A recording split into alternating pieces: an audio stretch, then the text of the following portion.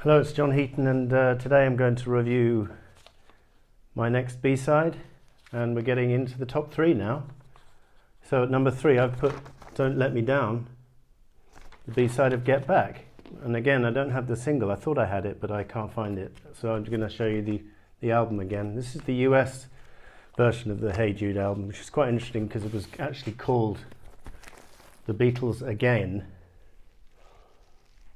which has to be one of the worst album titles of all time. And by popular demand it was changed to Hey Jude, which is a much better title. So that's nice to have Don't Let Me Down on. This album does a great job in collecting several tracks which were not available on an album in the UK at the time, such as Old Brown Shoe, Ballad of John and Yoko, Don't Let Me Down, Paperback Writer, Rain, Lady Madonna. So yeah, a lot of good things to say about that. So this is a superb track from Lennon, and again, he was unlucky to miss out on the A-side.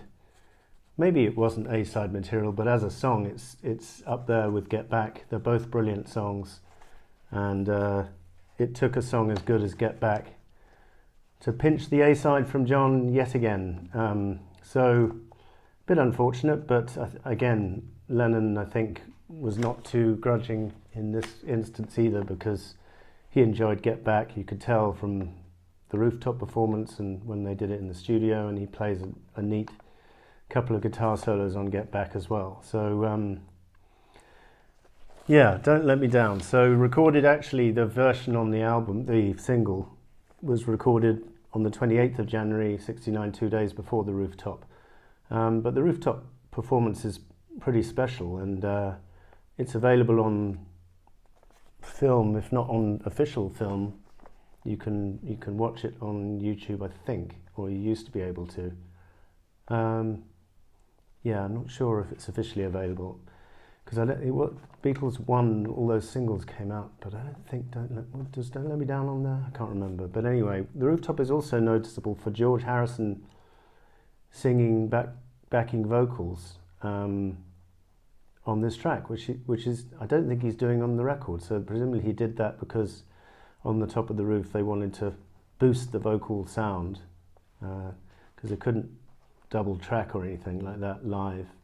So 3 of them sing the chorus, and McCartney's singing this impassioned high harmony vocal on the verse, but in particular on the chorus. And this album, this period, the Let It Be period, although a lot of negative things have been said about it, one of the positive things for me is John and Paul are singing harmony on a fair few tracks.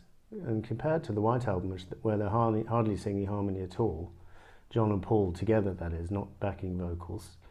On this album, on this period, you've got Don't Let Me Down, I've Got a Feeling, One After 909, Two of Us, and Dig a Pony, where John is singing together, and it's wonderful to behold. It would become less so on the following album, Abbey Road. Very simple words here, no imagery needed, just a straight love song or a passionate plea to Yoko, Don't Let Me Down. It was quite early in their relationship, and he was putting it all on the line, and he didn't want to be let down. And as I say, no imagery, no, as Jan Wenner asked in the Rolling Stone interview, no newspaper taxes. No, because there were none in my head. And this basic wordplay, keep it to a minimal thing, was continued on Plastic Ono Band and also on Abbey Road with his song I Want You.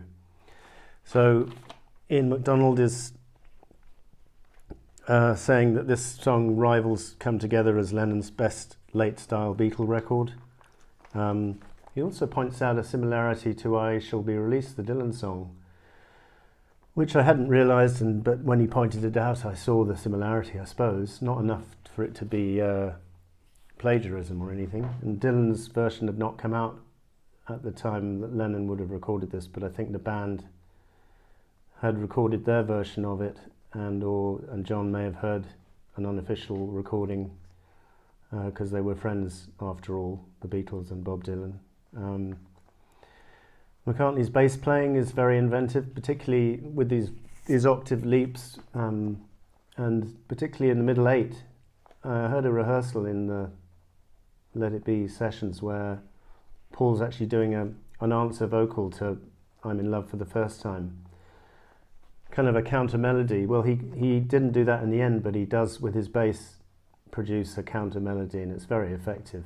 And you can hear a rehearsal of that on the Let It Be sessions, all those endless bootlegs. So, Don't Let Me Down. I'll leave the last words to Carr and Tyler. The B-side, Don't Let Me Down, is a superb sobber from misery expert J.W.O. Lennon, MBE, and still one of the most highly rated Beatle underbellies. So, that was number 3, Don't Let Me Down. 2 to come. Thanks for watching. See you next time.